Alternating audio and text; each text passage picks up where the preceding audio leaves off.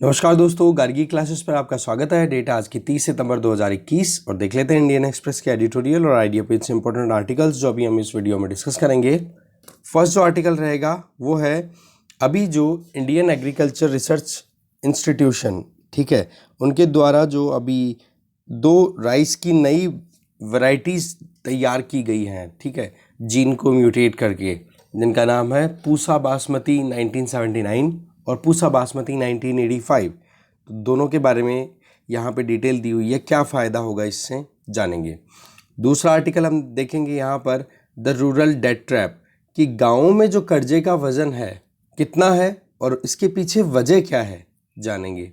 और तीसरा आर्टिकल हम डिस्कस करेंगे against rule of the game, जो अभी आईटी रूल्स जिनको नोटिफाई किया था गवर्नमेंट ऑफ इंडिया ने फरवरी में 2021 में, और उन रूल्स को लेकर के अभी तक 3 हाई कोर्ट्स के वर्डिक्ट तो आ चुके हैं अलग अलग पिटिशंस के लिए, और साथ में एक कलेक्टिव बड़ी पिटिशन लगाई जा चुकी है इन रूल्स को रिव्यू करने के लिए सुप्रीम कोर्ट में, ठीक है।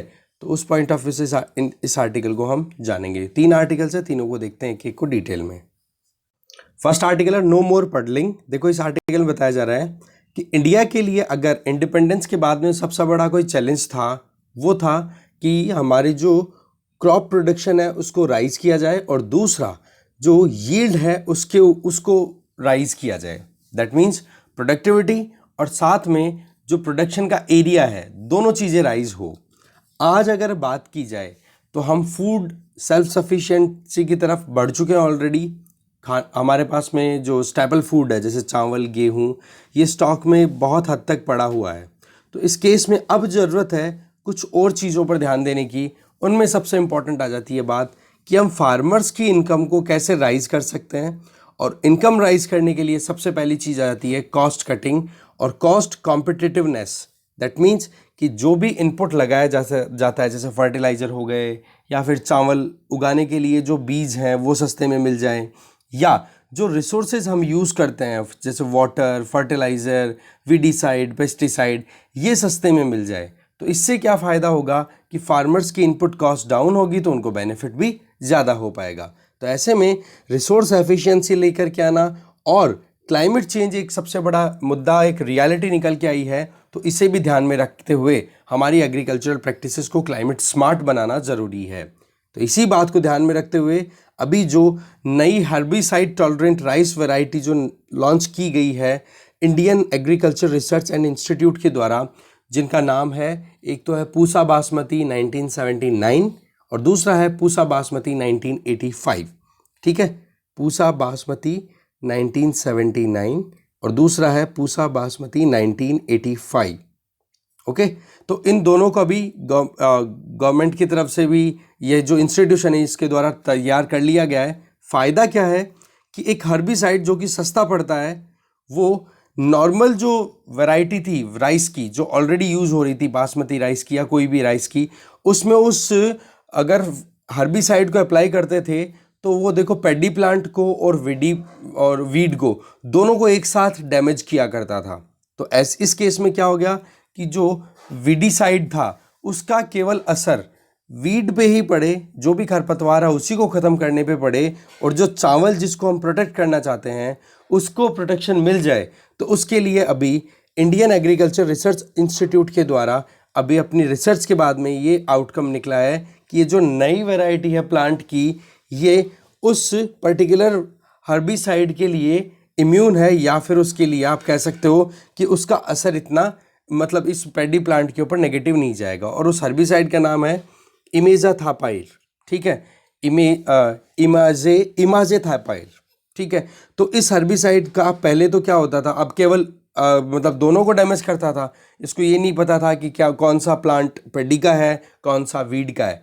अब क्या है कि वीड का जो प्लांट है उसको तो ये डैमेज कर देगा, पर ये जो राइस की नई वैरायटी तैयार हुई है ना, वो क्या करेगी, इस हर्बिसाइड के इम्पैक्ट से बची रहेगी। तो ये ही मेन टारगेट था। वजह क्या थी कि इस हर्बिसाइड को सस्ते में तो अवेलेबल था, पर नुकसान इससे पैडी को भी था।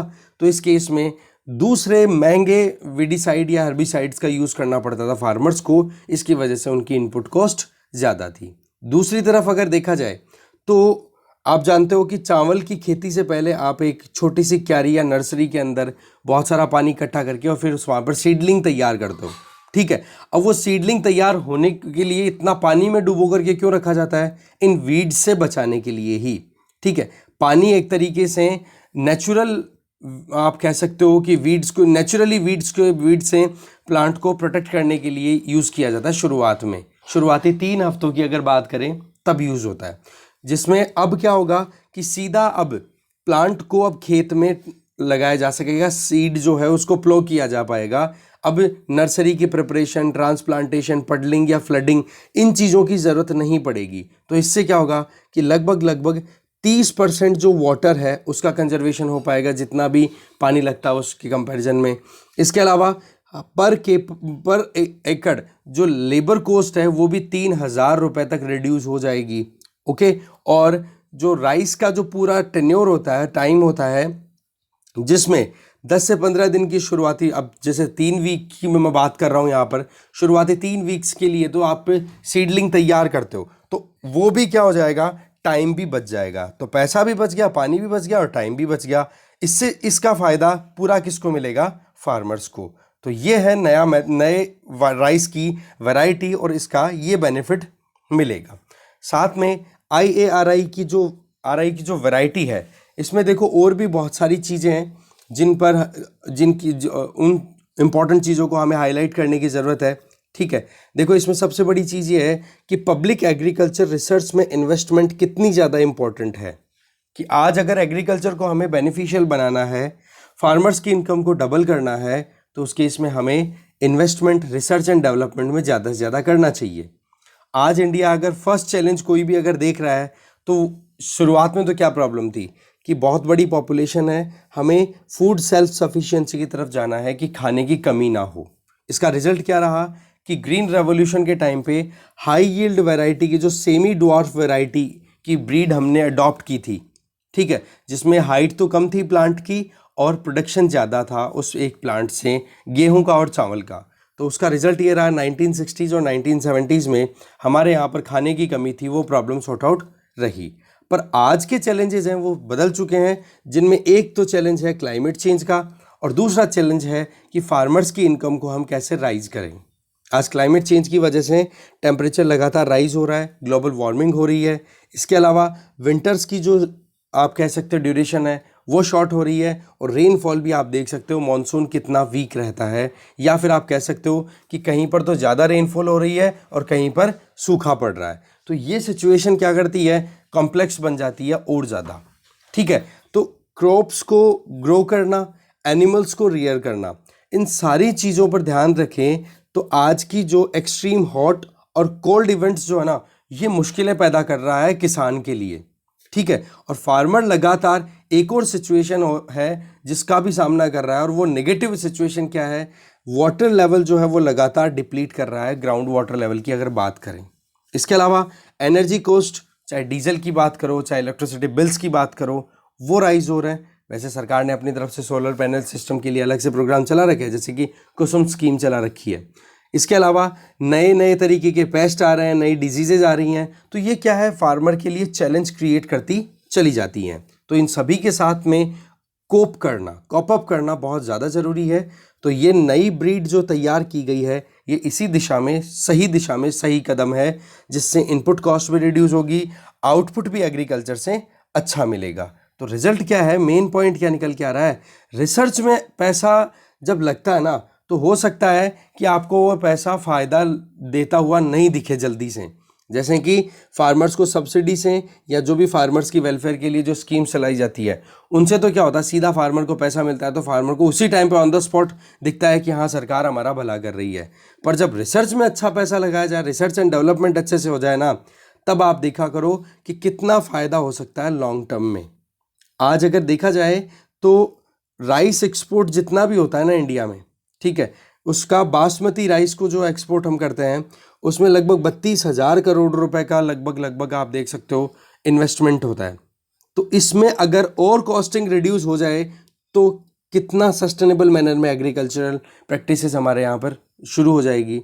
तो शुरुआती टाइम था जब हमारे यहाँ पर फूड की कमी थी, तब तो ग्रीन रेवोल्यूशन के टाइम पे दिमाग केवल एक ही था कि कैसे भी करके प्रोडक्शन राइज किया जाए, ठीक है।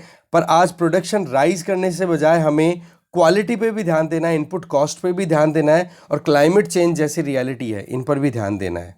तो इसके लिए जो ब्यूरोक्रेट्स हैं, इकोनॉमिस्ट हैं, एक्टिविस्ट हैं, इनको बहुत हद तक अपनी तरफ से अलर्ट रह के काम करने की ज़रूरत है। तब जा कर के फार्मर्स की वेलफेयर पे भी काम हो जाएगा, डेवलपमेंट भी आएगा, इकोलॉजी को भी हार्म नहीं हो पाएगी, और सारी चीज़ें एक बैलेंस तरीके से चल पाएगी। और इसका एक ही सोल्यूशन, तभी तो कहते हैं ना, टेक्नोलॉजी का यूज़ करो, रिसर्च एंड डेवलपमेंट में इन्वेस्टमेंट ज़्यादा करो। आगे चलते हैं। नेक्स्ट आर्टिकल है द रूरल डेट ट्रैप। इस आर्टिकल को लिखा है सोनल एंड डिसूजा और सुनीत अरोड़ा ने। देखो, इस आर्टिकल में एक ही चीज़ बताई जा रही है, वो ये कि गाँव में जो भी कर्जे का वजन है ना, कर्जे का जो बोझ है, वो लगातार एक इनइक्वालिटी का कारण बनता चला जा रहा है। साथ में हम बात करते हैं फाइनेंशियल इंक्लूजन की, तो अभी भी गाँव में ज़्यादातर लोग जो हैं वो नॉन इंस्टीट्यूशनल क्रेडिटर्स से पैसा उधार लेते हैं। मतलब जो मनी लेंडर्स हैं, जो कि बहुत ज़्यादा इंटरेस्ट रेट लेते हैं गांव के लोगों से, उनसे अभी भी वो लोग अभी भी ब्याज पे पैसा लेना बंद नहीं कर पाए हैं। बेसिकली इंडियन जो अभी इंडिया का all India debt and investment survey AIDIS, ये अभी इसका डेटा रिलीज़ किया है, एक रिपोर्ट रिलीज़ हुई है, और रिपोर्ट रिलीज़ की गई है नेशनल स्टैटिस्टिकल ऑफिस, जो कि ministry of programme implementation, MOSPI, ministry of statistics and programme implementation के अंडर में आता है, MOSPI के अंदर। तो उन्होंने ये रिपोर्ट रिलीज़ की है। इसमें सीधा सा ये है कि टाइमली एक्सेस जो है फॉर्मल सेक्टर में, जो क्रेडिट अवेलेबिलिटी है, वो बहुत कम है गाँव में। मतलब गांव के लोग अगर अपनी इनकम को राइज करना चाहें तो उनको जो फॉर्मल सेक्टर जैसे बैंकों से या कोई भी ऐसा इंस्टीट्यूशन जो कि प्रॉपरली गवर्नमेंट की गाइडलाइन के तहत लोन देने की व्यवस्था करते हैं गांव में, उनसे अगर बात करें तो वहाँ पर जितना एक्सेसिबिलिटी अगर फॉर्मल सेक्टर के क्रेडिट की होती है ना, तो उससे फ़ायदा बहुत होता है रूरल हाउस होल्ड को। क्यों? क्योंकि ये interest rate as compare to non institutional sources कम लेते हैं। मतलब कि जो मनी लेंडर्स हैं, जो भी साहूकार हैं, ज़मींदार हैं, वो लोग अगर उधार में पैसा किसी को देते हैं ना, तो वहाँ पर ब्याज चलता है 20 से 25% तक का। दूसरी तरफ अगर इंस्टीट्यूशनल क्रेडिटर के पास में जाते हैं, प्रॉपर्ली किसी बैंक के पास में, या कोई NBFC वहाँ पर ओपन है गाँव में, वहाँ पर जाकर के अगर लोन लेते हैं रूरल हाउस होल्ड, तो उन लोगों को वहाँ पर इंटरेस्ट रेट देनी पड़ती है 8 से 10%।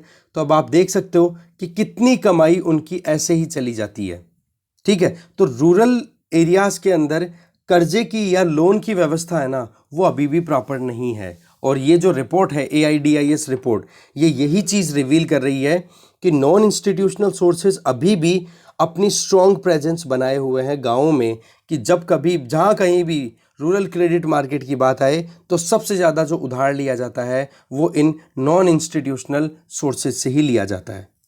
अगर इस रिपोर्ट की बात करें तो रूरल हाउस होल्ड पर एनुअल एक एवरेज कर्जा देखा जाए ना, कर्जा कितना है पूरे रूरल हाउस होल्ड्स पे इस रिपोर्ट के हिसाब से, तो वो है 59,748 रुपये, ठीक है। जो कि लगभग आप देख सकते हो कि अर्बन एरियाज़ में जितने भी लोग हैं, अर्बन एरिया में एक हाउस होल्ड के ऊपर कितना कर्जा है, वो 1 लाख से भी ज़्यादा है, राइट। तो उस केस में अर्बन एरिया में जितना कर्जे का लोड है उससे तो देखो आधा है। पर प्रॉब्लम दूसरी आ जाती है कि यहाँ पर कि इंडेटेडनेस, दैट मीन्स कर्जे के नीचे जो दबना है किसी भी हाउस होल्ड का, उधार लिया और वो उधार टाइम पे नहीं चुकाना, और उसकी वजह से वो लगातार ब्याज पे ब्याज बढ़ते चले जाते हैं, तो वो मुश्किलें बढ़ती चली जा रही हैं। इसको हम बोलेंगे इंसिडेंस ऑफ इंडेटेडनेस, कि कितना कर्जा बढ़ रहा है गाँव में।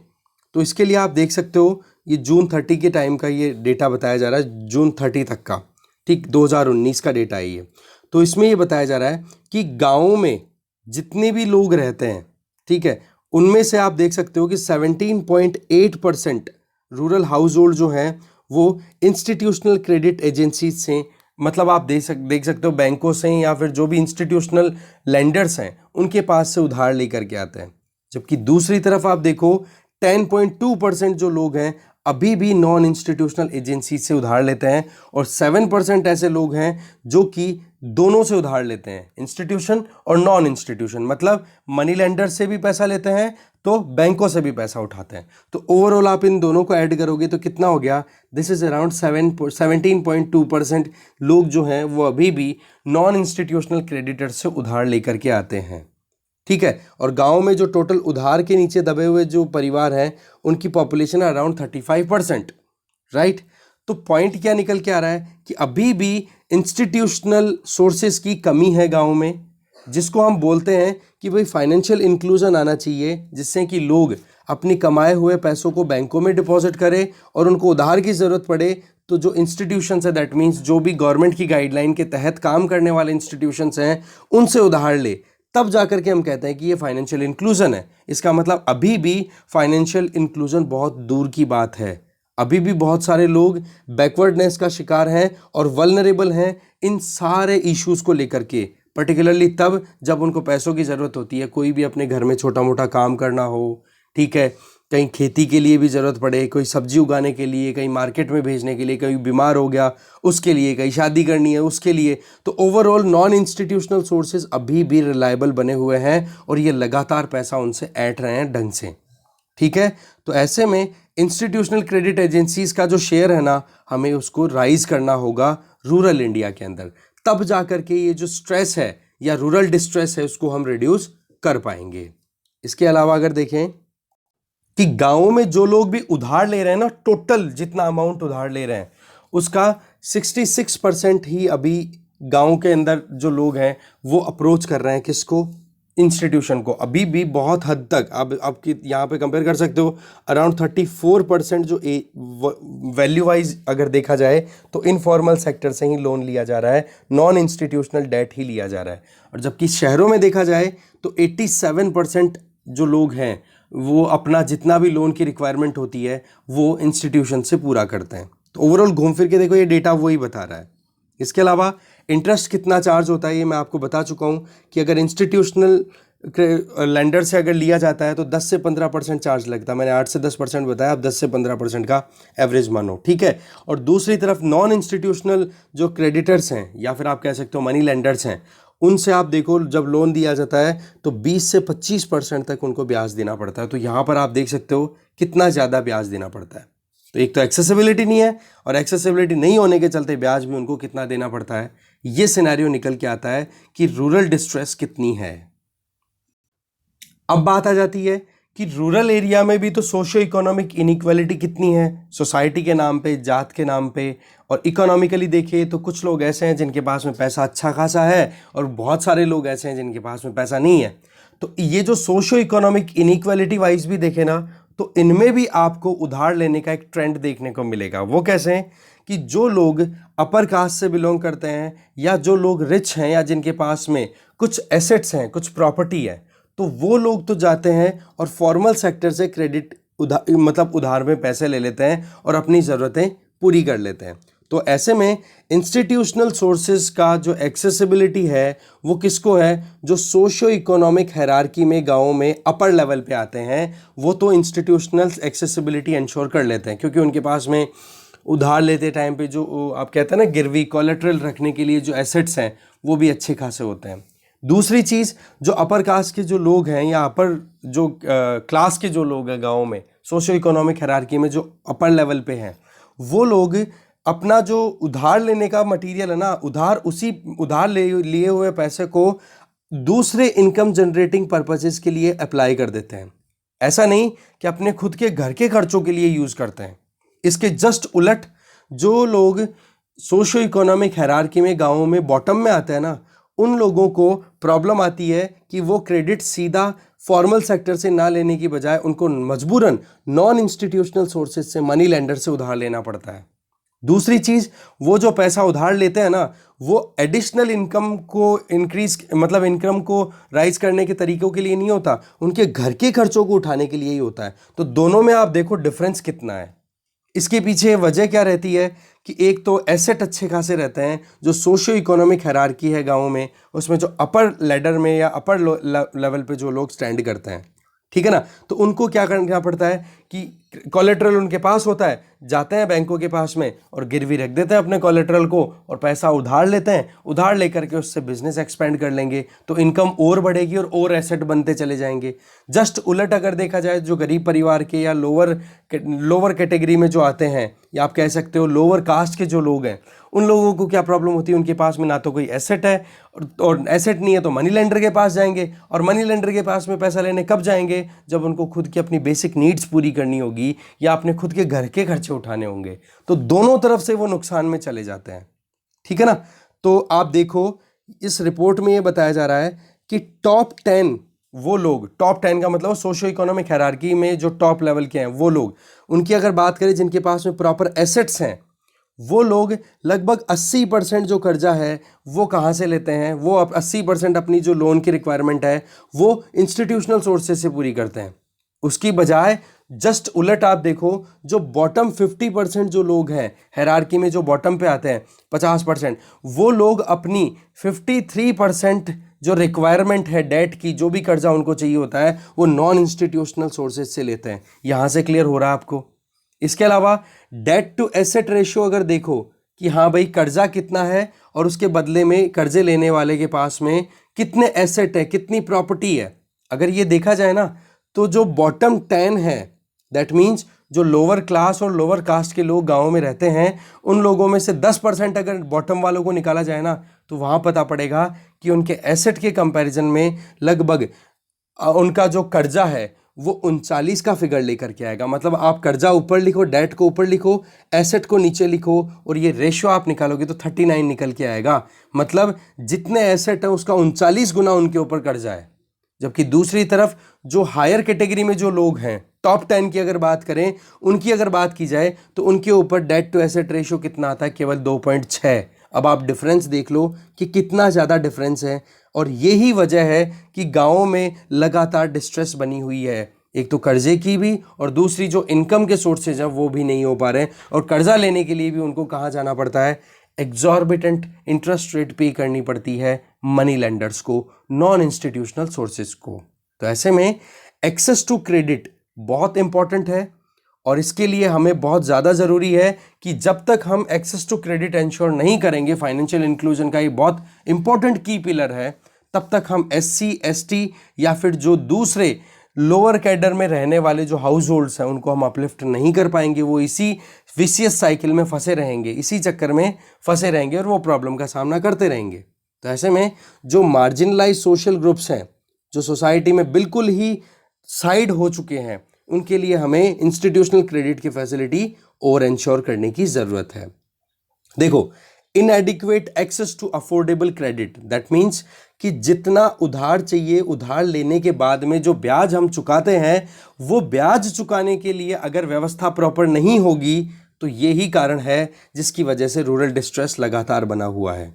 तो ऐसे में lack of marketable collateral, that means कि लोगों के पास में जो भी संपत्तियां हैं, उन संपत्तियों को वो यूज़ नहीं कर पाते हैं। तो कितना मुश्किल हो पाता है कि संपत्ति पड़ी है, पैसे की ज़रूरत है, पर उसको यूज़ नहीं कर पा रहे हैं। तो मार्केटेबल कोलेट्रल होने चाहिए।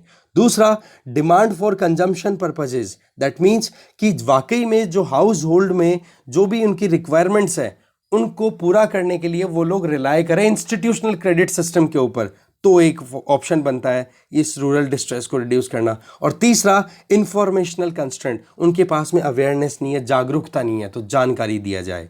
तो ये जब तीनों चीज़ें, ये तीनों लिमिटेशंस खत्म होगी ना, तब जाकर के रूरल पॉपुलेशन जो है वो इस तरीके की इंस्टीट्यूशनल फाइनेंस की तरफ शिफ्ट होंगी, इंस्टीट्यूशनल क्रेडिटर्स की तरफ शिफ्ट होंगी, और उनको ब्याज ज़्यादा देना नहीं पड़ेगा। वैसे देखो, गवर्नमेंट की तरफ से एक स्कीम चल रही है, प्रशासन गाँव में, गाँव के संग, ठीक है, उस स्कीम में यही किया जा रहा है कि जो कोलेट्रल्स हैं, एसेट्स हैं, प्रॉपर्टीज़ हैं, उनको रिकॉग्नाइज करना ड्रोन्स का यूज़ करके। आपको ध्यान होगा नरेंद्र मोदी जी ने यूनाइटेड नेशन जनरल असेंबली में अनाउंस भी किया था ये कि गाँव में हम कर रहे हैं, और यही स्कीम, इसी तरीके की स्कीम शहरों में भी चल रही है, प्रशासन शहरों के संग।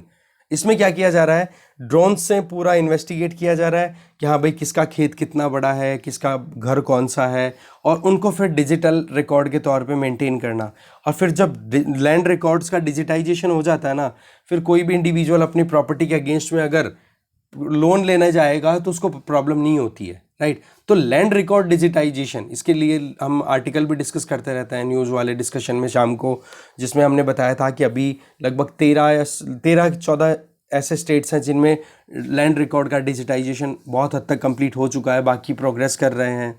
ठीक है, तो वो लैंड रिकॉर्ड का डिजिटाइजेशन होना यही तो हो गया ना, मार्केटेबल क्रेडिट, मार्केटेबल कोलेट्रल हो जाएंगे वो, इससे आसानी से फिर वो लोन ले पाएंगे। और साथ में गाँव में बैंकों की ब्रांचेस, लोगों को अवेयर करना, वो सारी चीज़ें और तैयार कर दो। फिर क्या होगा, अपने आप ही ये जो गाँव के लोग हैं, जिन लोगों को मजबूरन अपनी परिस्थितिवश उनको एग्जॉर्बिटेंट या बहुत ज़्यादा ब्याज भरना पड़ता है, उससे वो बच पाएंगे। तो इन सारी चीज़ों को, जो रूरल पुअर हैं उनकी जो रिक्वायरमेंट्स है उनको पूरा करना बहुत ज़्यादा ज़रूरी है। इसके लिए इंस्टीट्यूशनल फाइनेंस सिस्टम की नेटवर्क को एक्सपेंड करना होगा, अवेयरनेस एक्सपेंड करनी होगी, और उनके पास में जो कोलेट्रल है उनको इस तरीके से तैयार करना होगा जिससे कि वो ब्याज अगर इंस्टीट्यूशनल क्रेडिटर से लेना चाहे तो ले सके आसानी से। ठीक है, तो राइटर या आर्टिकल बहुत ही अच्छा था। आगे चलते हैं। नेक्स्ट आर्टिकल है against rule of the game. देखो इस आर्टिकल को लिखा है अपार गुप्ता ने। देखो मुद्दा आपको पता है ही कि अभी जो इंफॉर्मेशन टेक्नोलॉजी का जो 2021 के रूल्स हैं उनको लेकर के बहुत सारी पिटीशन लग चुकी हैं, और 3 तो वर्डिक्ट भी अवेलेबल है हमारे पास में कि वाकई में इन रूल्स को या तो रिवॉक करे सरकार या फिर रिव्यू करे प्रॉपरली। वैसे तो सुप्रीम कोर्ट में कंबाइंड पिटीशन करके बहुत सारी पिटीशंस को एक साथ सुप्रीम कोर्ट में डाला हुआ है, अब अक्टूबर में है जहाँ तक सुनवाई होने के चांसेस बन रहे हैं। बाकी अभी तक जो हो चुका है इन रूल्स के साथ में वो जानते हैं। ठीक है, देखो फरवरी 25 की बात है जब गवर्नमेंट ऑफ इंडिया के द्वारा information technology intermediary guideline and digital media ethics code rules 2021 ये नोटिफाई किए गए थे, और इसमें ये स्कोप था कि इसके बहुत फ़ायदे होंगे। ये अभी तक जितने भी डिजिटल मीडिया प्लेटफॉर्म्स के ऊपर जो भी इश्यूज आते हैं उनके लिए एक रामबाण इलाज करेगा, और डिजिटल मीडिया हाउस जो आउटलेट्स हैं या फिर जो ऑनलाइन वीडियो स्ट्रीमिंग प्रोवाइडर्स हैं वहाँ पर जो कुछ भी गड़बड़ियाँ हो रही हैं वो सारी गड़बड़ियाँ ठीक हो पाएंगी। जो अनशंट हर कोई पोस्ट डाल देता है उन पोस्ट को रेगुलेट करने में आसानी रहेगी, और हमारे यहाँ पर एक प्रॉपर एक हेल्दी एनवायरनमेंट बनेगा।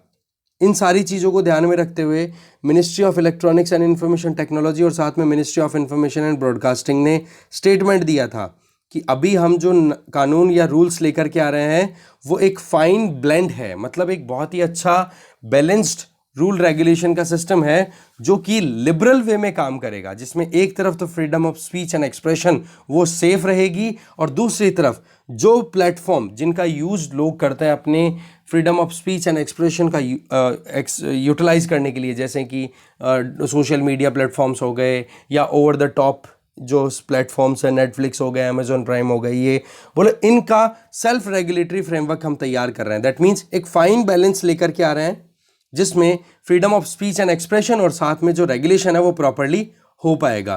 पर सच बात तो ये है कि लीगल एक्सपर्ट्स, पॉलिसी प्रोफेशनल्स या फिर जो यूनाइटेड नेशन के जो स्पेशल रिपोर्टर्स हैं इंडिया में काम कर रहे हैं वो, या जो फ्रीडम ऑफ इंटरनेट यूजर्स के लिए जो उनके राइट्स के लिए जो बात करते हैं वो लोग, वो इन रूल्स से बिल्कुल भी राजी नहीं है।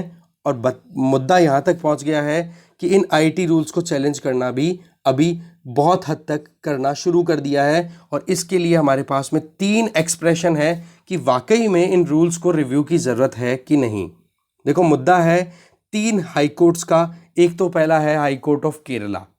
केरला हाई कोर्ट के अंदर जैसे ही मुद्दा गया तो वहाँ पर यह था कि जी ये जो नए लॉज हैं ये वाकई में जो ऑनलाइन पब्लिशर हैं, न्यूज़ पब्लिशर और जो एनालिसिस है उनके ऊपर बैन लगाने की कोशिश कर रहे हैं, या उनके ऊपर बिल्कुल कर्ब लगा रहे हैं, रोकने की कोशिश कर रहे हैं। और ये केरला हाई कोर्ट में पिटीशन फाइल की गई थी लाइव लॉ मीडिया के द्वारा, जो कि लीगल न्यूज़ और एनालिसिस पब्लिशर है ऑनलाइन।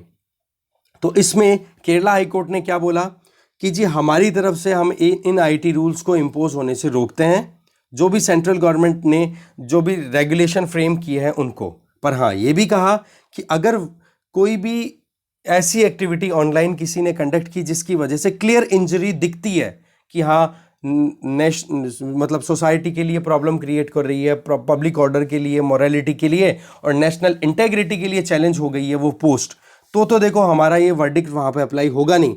बाकी नॉर्मल कंडीशंस में गवर्नमेंट की ये जो रेगुलेशन है, फ्रेमवर्क्स हैं, उनको हम रोकते हैं। तो केरला हाई कोर्ट की तरफ से वर्डिक्ट आ गया एक। तो दूसरा वर्डिक्ट हम बात कर रहे हैं, that is Bombay high court की तरफ से, जिसमें आप देख सकते हो कि डिजिटल न्यूज़ मीडिया हाउस, एक तो है द लीफलेट और दूसरे एक जर्नलिस्ट हैं जिनका नाम है निखिल वागले, उन्होंने मिलकर के पिटिशन डाली अगस्त 14 को 2021 में ही अभी, ठीक है। तो इसमें यह था कि इन आईटी रूल्स में दो इंपॉर्टेंट कोर प्रोविजंस थे जिनको हम बोल रहे हैं, जो आईटी रूल्स में रूल 9 है उसमें एक तो उसका 9 का सब रूल 1 और एक सब रूल 3, इन दोनों को अनकॉन्स्टिट्यूशनल करार दिया। अब पहले तो इन रूल्स को हम समझते हैं, फिर आगे बॉम्बे हाई कोर्ट ने क्या कहा वो समझते हैं।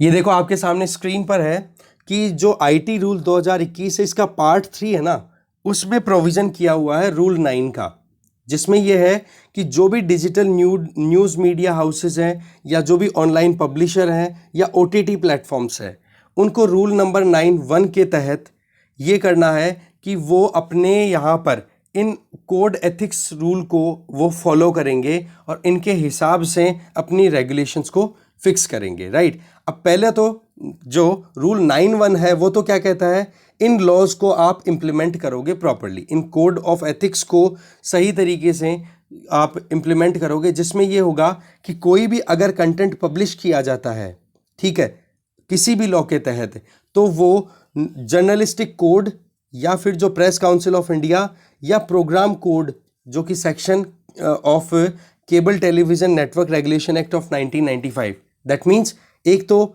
ये जो जर्नलिस्ट कोड कंडक्ट है वो प्रेस काउंसिल ऑफ इंडिया और प्रोग्राम कोड जो कि किसके अंदर आ गया, cable television network regulation act 1995, बोला इन तीनों को ध्यान में रखते हुए और साथ में ये जो कोड ऑफ एथिक्स है इसको ध्यान में रखते हुए न्यूज़ पब्लिश की जाएगी। मतलब जो रूल्स हैं उनको फॉलो किया जाएगा प्रॉपरली, किनके द्वारा, जो भी डिजिटल प्लेटफॉर्म्स है, जो भी न्यूज़ पब्लिश वो लोग करते हैं। हो गया पहला मुद्दा।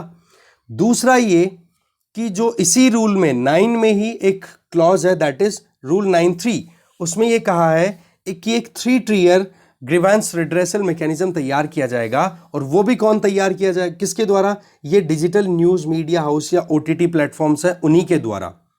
इसका काम क्या होगा कि अगर यहाँ पर ये रूल 9(1) को प्रॉपरली फॉलो नहीं किया गया है और कोई भी इंडिविजुअल यहाँ पर ये जो कोई भी पब्लिशर है, न्यूज़ पब्लिशर है, वो कंटेंट अगर ऑनलाइन शेयर करता है और उससे कोई भी इंडिविजुअल अगर परेशान है, दुखी है, परेशान मतलब उसके इंटरेस्ट को कहीं पे हार्म होता है, तो वो बंदा इस 3-tier स्ट्रक्चर के ऊपर अप्रोच करेगा और अपनी कंप्लेन रजिस्टर कराएगा कि इस फला आपके प्लेटफॉर्म के ऊपर ये न्यूज़ थी और इस न्यूज़ की वजह से मेरे ये इंटरेस्ट हार्म हो रहे हैं। तो ऐसे में आप देख सकते हो कि क्लॉज ये रूल 9(1) है, ये तो पहले ही न्यूज़ मीडिया हाउसेस को रेगुलेट कर रहा है कि जी आप सोच समझ करके और फिर बाद में न्यूज़ पब्लिश होने दोगे, और दूसरी तरफ 3-tier स्ट्रक्चर भी तैयार करने के लिए उन्हीं के ऊपर जिम्मेदारी डाल दी कि आप अपने यहाँ पर कंप्लेन के लिए 3-tier स्ट्रक्चर कर दो, जिसमें नोडल ऑफिसर होंगे और जो भी आपके कॉन्टेक्ट पॉइंट होंगे, और वहाँ पर आकर वो इंडिविजुअल जो खुद परेशान है, ठीक है, वो आकर के कंप्लेन कर देगा, आपको उसको एड्रेस करना है। तो इन दोनों क्लॉजेस के अगेंस्ट में न्यूज़ मीडिया हाउसेज ने, जैसे लीफलेट की बात की और वो जर्नलिस्ट थे, उन्होंने बॉम्बे हाई कोर्ट के अंदर पिटीशन डाल दी कि ये दोनों चीज़ें जो हैं वो अनकॉन्स्टिट्यूशनल है। किस बेसिस पे, वो अब बॉम्बे हाई कोर्ट का हम डिसीजन सुनते हैं। जब बॉम्बे हाई कोर्ट ने ये मुद्दे जब सुने और उसके बाद में देखा कि जो रूल 9 है उसका क्लॉज 1 और क्लॉज 3 दोनों के पीछे कोई लीगल बैकिंग ही नहीं है, कोई ऐसा कानून ही नहीं है, इवन जो इंफॉर्मेशन टेक्नोलॉजी एक्ट है ना, जिसके बेसिस पे ये जो आईटी रूल्स 2021 लॉन्च किए गए हैं, बोले उनमें भी, उस एक्ट में भी इतना प्रोविज़न नहीं है कि आप इस तरीके से किसी मीडिया हाउस या किसी भी ऑनलाइन न्यूज़ पब्लिशर के ऊपर इस तरीके की ऑब्लिगेशंस दबा सको या उनको प्रेशराइज कर सको। ना आपके पास में जो केबल टेलीविज़न नेटवर्क्स जो हमने देखे थे ना अभी, कि किस तरीके से अलग अलग लॉज के बेसिस पे ये कहा गया था कि इनको फॉलो करोगे आप, बोला इनमें भी आपके पास में कोई बैकिंग नहीं है। तो पहला मुद्दा तो यहाँ पर यह आ गया कि आपके पास में कोई कानून नहीं है, आपने रूल्स में जो कोई भी कहा उन रूल्स के पीछे कोई लीगल बैकिंग तो होनी चाहिए, दैट मीन्स एक्ट मिसिंग है। एक्ट में आप मतलब पार्लियामेंट से प्रॉपरली आप लॉ पारित करवाओ, पहला मुद्दा तो ये आ गया। दूसरी चीज कि आप यहां पर जो मीडिया की फ्रीडम की बात करें, है ना, हमारे यहाँ पर न्यूज़ जो पब्लिश होती है, मीडिया की फ्रीडम है, वो हमारे कॉन्स्टिट्यूशन में जो right to freedom of speech and expression है, जिसमें article 9(1) clause A, 9 clause 1 sub clause A, उसमें जो freedom of speech and expression दी हुई है, बोलो वो चीज़ आप वायलेट कर रहे हो। तो इसका मतलब क्या हो गया कि ना तो आपके पास में कानून है और दूसरा कॉन्स्टिट्यूशनल वैल्यूज का भी वायलेशन है। तो ऐसे में इन दोनों लॉज, दोनों जो ये प्रोविजन है आईटी रूल्स में, जो रूल नंबर 9 है उसका सब रूल 1 और 3, इन दोनों को अनकॉन्स्टिट्यूशनल करार दे दिया और इनको स्ट्रक डाउन कर दिया गया बॉम्बे हाई कोर्ट के द्वारा। अब ये दूसरा मुद्दा हो गया। तीसरा मुद्दा ये आ जाता, अच्छा बॉम्बे हाई कोर्ट ने फिर बाद में ये भी कहा कि ये तो जो लॉज है ना आपके, वो कुछ ऐसे हैं कि कोई बंदा अगर इंटरनेट पे कुछ भी लिखेगा ना, तो उसके पहले ये सोचेगा कि मेरे गले के ऊपर कुछ ना कुछ तलवार लटकी पड़ी है। जैसे यहाँ पे देखना, यहाँ पे लिखा हुआ है कि कोड ऑफ एथिक्स इस तरीके से लगेंगे इंटरनेट यूजर्स को कि जैसे कि एक स्वॉर्ड है वो हैंग कर रही है, ठीक है, उसके गले के आसपास में। इसको बोला जा रहा है the sword of Damocles. That means कि ऐसा अगर कुछ भी इंटरनेट पे लिखा तो हो सकता है कि कोई उन्होंने जो एक्सपेक्ट भी नहीं किया वैसी अनहैपनिंग हो जाए, ठीक है, इतना डर हो जाएगा। तो freedom of speech and expression, जो फ्रीडम ऑफ लिबर्टी है लोगों के हाथ में, वो खत्म हो जाती है। इसके अलावा तीसरा जो केस है that is related to high court of Madras. वहां पर भी सितंबर 16, 2021 को एक म्यूजिशियन TN कृष्णा और डिजिटल न्यूड पब्लिशर एसोसिएशन ने अप्रोच किया मद्रास हाई कोर्ट को, और इसमें यही मुद्दा फिर से आया और मद्रास हाई कोर्ट ने भी यही कहा कि कॉन्स्टिट्यूशनल प्रोविजन जो है freedom of speech and expression, हमारे कॉन्स्टिट्यूशन के पार्ट 3 में फंडामेंटल राइट्स के तहत article 19 clause 1 sub clause A, उसको इन्फ्रिंज करते हैं ये लॉज। अब ये तीन चीजें बार बार एक ही दो चीजें निकाल के लेके आ रही हैं जो हमने ऑलरेडी देख ली हैं। एक तो क्या कि इनके पास में कोई स्टैट्यूटरी बैकिंग नहीं है, केवल आपने रूल्स में डिक्लेयर कर दिया। रूल तो भाई एग्जीक्यूटिव ऑर्डर है कि नहीं। आप पहले इंफॉर्मेशन टेक्नोलॉजी एक्ट या कोई दूसरा एक्ट जिसमें आप जिसकी बैकिंग लेना चाहते हो, पहले उसको अमेंड करवाओ, पार्लियामेंट से पारित करवाओ। दूसरी चीज कि freedom of speech and expression, जो कि डेमोक्रेसी के लिए बहुत इंपॉर्टेंट है, उन चीजों को आप बैन कर रहे हो। तो बोले ये दो चीजें इन रूल्स के लिए बहुत बड़ा सवाल है। तो इन ऑनलाइन रेगुलेशन के लिए जो कुछ भी प्रॉब्लम है, इनको सॉर्ट आउट करने का तरीका क्या है, या तो रिव्यू किया जाए, नहीं इसी तरीके से लिटिगेशन पे लिटिगेशन लगी हुई है। और जो भी इंटरनेट यूजर्स की फ्रीडम के लिए जो काम करने वाले लोग हैं, वो अभी सुप्रीम कोर्ट में पहुंचे हुए हैं, कंबाइंड पिटीशन लगी हुई है। तो ऐसे में यूनियन गवर्नमेंट ने जो कुछ भी सोचा था इन लॉज को लेकर के, वो लॉज बिल्कुल भी, वो चीज़ें एस्पायर्ड जो भी टारगेट्स थे वो बिल्कुल भी नहीं मिल रहे हैं। इवन आप देखो कि सुप्रीम कोर्ट में जब ये मुद्दा पहुंच गया ना, तो किसने ये लगाया, किसने, कौन कौन से इंडिविजुअल पिटिशनर है, यहां तक भी नहीं पूछा गया, बस डायरेक्ट अप्रोच कर दी सुप्रीम कोर्ट में। अब सुप्रीम कोर्ट का वर्डिक्ट आएगा जब देखेंगे। अभी जो मुद्दा है वो तो ये कि जो प्रेडिक्शन थी ना, जो फोरकास्ट थी इन लॉज को लेकर के, वो अच्छी हो पा रही है। ठीक है, तो ये पूरा आर्टिकल था। अब आपको मैं छोटी सी चीज बताऊंगा कि आप गूगल करना information technology rules 2021, 1 second, information technology rules 2021 explained Indian express, और वो एक्सप्लेन्ड वाला पोर्शन है ना, उसको एक बार आप ढंग से पढ़ लेना, रिवाइज हो जाएगा। और अगर नोट मेकिंग कर रखी है तो उसको रिवाइज कर लेना। इससे क्या होगा, ये पूरा पैकेज तैयार हो जाएगा। ठीक है, तो ये आर्टिकल के साथ में आज के इस डिस्कशन में जो भी कंटेंट था वो हमारा यहीं खत्म होता है। Thank you very much.